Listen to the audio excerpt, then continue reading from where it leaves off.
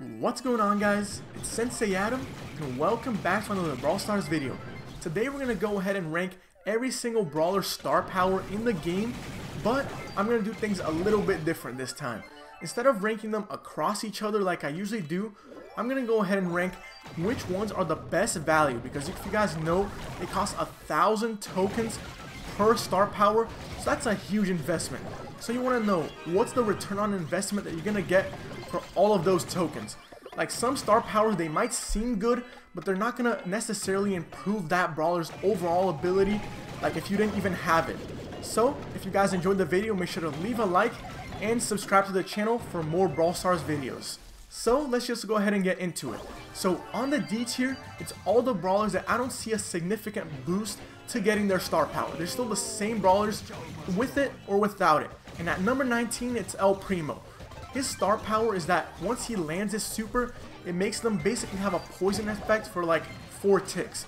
But I just don't see that as being a huge difference maker in the game. He'd be better suited to buying some other star powers. I could see where his poison could finish off some other people, but I don't know. I just don't see that it would be a huge game changer. On to number 18, we have Broth. Now, there's not much to say about Brock's star power. It just lights up a little fire around the area where his rocket lands. But a lot of the times you're going to see that people are smart enough to not walk into that. You're going to get some times where people are just going to walk into it and just not care and take that little extra damage. But most of the time they know to avoid that area. And the thing is, even if it hits, it still takes a second later for the first tick to actually hit. So you're not going to get any extra damage. A lot of people actually are stupid enough to stand on that fire.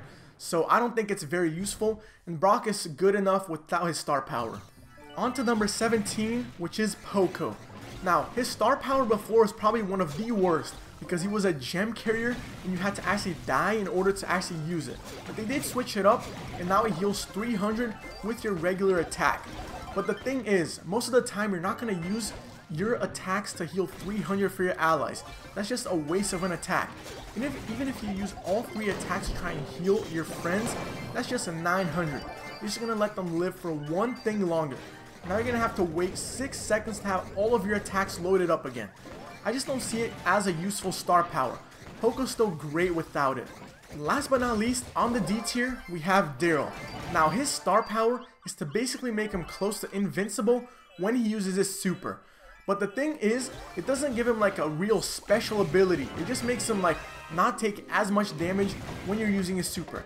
The only thing I see when that's useful is for when, let's say, you're at really low HP and you need to grab all the gems really quickly in a smash and grab match. So you can use that to run away without taking any damage at all. You'll take 80% damage less.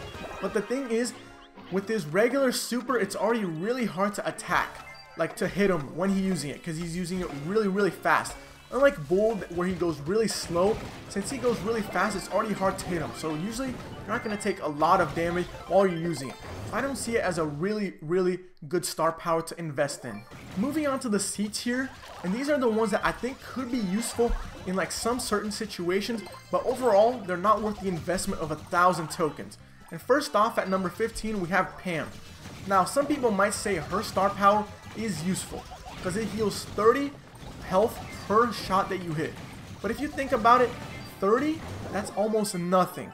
To get like about 1,000 health back, you're gonna have to hit 33 shots. And think about that. In just 19 shots, you're gonna get your super, which heals about, I think it's like 320, or I think it's 450 per when you're maxed. So think about it. You're gonna have to hit 33 shots in order to get 1,000 HP. And since people hit about at around 850 to 1,000 these days per shot, you're gonna have to hit 33 shots just to survive another extra shot from like Anita or a Jessie. So I just don't think it's a good value. In at number 14 is Bull. And I think a lot of people are gonna say that his star power is really good. But in my opinion, it's not worth the 1,000 token investment. You get twice attack damage at 40% health. But think about it. A lot of the times, you're gonna die after you shoot your 3 shots. So I just don't see how it's really helpful. I know I've been killed a lot of the times when I see a max Bull and they're close to me and they get that reload off, but most of the time when you're at below 40% HP, you're gonna try and hide to get back up to max HP. because you don't want to stay below 40% health just to make use of a star power. So I wouldn't really recommend investing 1,000 tokens in his star power. But moving on to 13 is Barley. Now he gets 200 health per bottle thrown, and this is up from the last update. Before, he used to only get 100, and I think that's a good increase, but I don't think it's a good investment in tokens, especially since you're gonna have to use about 5 bottles to get back 1,000 health. By then, you're probably gonna want to just regen naturally instead of using those bottles. The only time I see it being useful is when you're about to die and you can just, I think you're at like 600 health, you can just use 2 bottles to get 1,000 HP back, and you can take another extra hit. I know it's useful, but it's not the best star power that's going to be extremely game changing. Now these next two, you could rank them a little bit higher, but the issue that I have with them is they're way too situational. Like number 12, which is Dynamite's jump, his thing is usually only usable in offense in heist. You're almost never going to use them anywhere else. That's the issue. If you don't play that game mode, and I know a lot of you don't like to play it, you're not going to use it most of the time. The only other use I could see is if you can play boss fight with him. In like a video that I posted a lot earlier, you can just use the Dyna jump to keep jumping over your enemies, and it's really funny. But other than that, I don't see a lot of practical issues for it, or uses for it. And just like Dynamite's star power, Terror, her star power is kind of a little niche. So even without it, she's still really good. Her super is amazing at getting everybody to go in a corner and just killing them. But with her star power, what it does and its purpose is to give you a little shield for when you go close and try to throw all of your cards at it. So let's say you didn't kill everybody in the circle, and now your little shadow just showed up. Instead of shooting you, they're gonna start shooting the shadow. So that just gives you a little bit more buffer space to work with and try and get some more cards into them. But other than that, she's still pretty good without the star power. So let's go ahead and move on to the B tier. These are brawlers I would say are a good investment for your 1,000 tokens, but in my opinion, I would rather go and invest in the A and the S tier. But first one on the B tier, and probably one that you guys are going to think are a lot lower, but in my opinion he belongs here, is Colt. And the reason for that, even if he only gets plus 50 speed, is still really helpful, especially since he's a long range damage dealer. That way you can dodge shots a lot faster at long range. So you're going against like a Broth or a Piper. That way you can dodge things a lot easier, and you have a lot more reaction time to work with. That 50 extra speed can be like the game changer between you not taking any damage and a Piper hitting you for about 2,000 damage. So that's just my opinion. Moving on to number 9, we have Anita. Now her star power on the surface doesn't seem too great, because most of the time people kill the bear without it taking a lot of damage. But if you give it a second look, she's really good in the game mode that she's good at, which is smash and grab. Say if you go against a gem carrier, like a Pam, you can just throw your bear in their healing station and you're going to get a lot of health for your Nita. Or if they play a Poco instead, they can't do too much damage to the bear, so you're going to have to back up from the middle, and it's going to give your team a lot more middle control time. I really think that's useful, especially on her best game mode. And last but not least, on the B tier, we have Piper. Now, I was kind of debating whether to put Piper on the A tier or the B tier, but I just settled for down here. And I know her star power is really useful because that 400 damage can be a lifesaver. You can kill people with that extra damage, no problem. But the thing is, it kind of limits you to where you have to put it. And there's kind of a little bug that if you like just slightly move out of the grass while you shoot, it still doesn't register, and that's kind of annoying. But it still does a really decent amount of damage, and I really would consider you getting it because it just helps her out a lot. And Piper, now, she kind of sucks, and she needs all the help that she can get to do good. Moving on up to the A tier, we have brawlers that mostly their star powers just help them do what they're already really good at. And why wouldn't you want more damage or more special abilities on things they're already really great at? And at number 7, we have Crow. Now with Crow, his playstyle is that you mostly just want to try and poison people as much as possible. So why wouldn't you want to have make your enemies do less damage to you while they're poisoned? It's just a win-win. And the way that I like to think about it is that you're basically just giving your teammates and you 10% extra health every time the enemy hits you. Because in theory, they're going to be doing 10% less. So you can just flip that around and you're getting 10% more. It just helps your teammate survive for a little bit longer in a fight. In at number 6, we have Shelly. And her star power might not seem too glamorous. It just stuns them for 2.5 seconds. It did get a nerf from 3 seconds from before. But if you guys don't know Shelly, her whole gameplay is based around her super. That's how you destroy tanks and one-shot a lot of squishy brawlers. So why not have a super that stuns them, so then you can use your other 3 attacks to just destroy them if they survive for a little bit. And then even if you aren't able to kill them, your teammates are going to be able to finish the job, since they're going to stay still and you're going to do a lot more damage to them. And our last entry into the A tier is Ricochet. Now before his star power was a lot stronger at 100 damage per bounce shot, but now they nerfed it a little bit, so now only does 80. But I can honestly say it's still a great investment to use your tokens in, especially in his strongest maps such as Temple Ruins or Temple Catacombs, where there's a bunch of walls.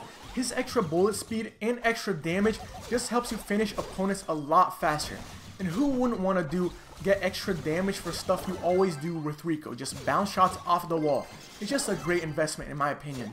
So guys, now we reach the top 4, the S tier. These are the brawlers when everybody say what are the best star powers to invest in. These are the 4 I would say buy them right now, because if you compare them, like their versions without star power and with star power, there's just a huge difference, and you always want to invest in the star power first. So number 4 is Spike. And the reason why his star power is so strong is that heal. It just makes him a lot better at countering tanks. If they get close to you, you can just throw your star power right on the ground and stay in it while the tanks stay near you trapped. And you get 500 HP per second. That just makes you last a lot longer, and usually you're going to get that star power instantly if you go against a tank. So it's not even a waste, and who wouldn't get 500 HP per second just for killing a tank? That's just a great investment in my opinion. So moving on to number 3, we have Mortis. And if you guys get Mortis' star power, you're going to see how big of a difference it plays. Because let's say you just killed somebody, and now there's 2 other enemies in that way. You can just get his star power, the little tombstone, and either keep attacking them, you're going to have that extra health to help you, or you can just use it to run away. Or what I like to do is leave it and just leave it in their base or all around the map.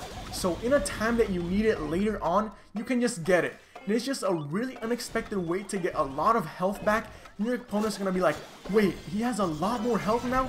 I have to do a lot more damage. Dang it. And I just think it's one of the best investments that you can do. So now we reach the top 2. And I would say these are the ones that you want to max like as soon as you can. Because I would say without their star power and with the star power, there's a huge difference. And at number 2 is Jessie.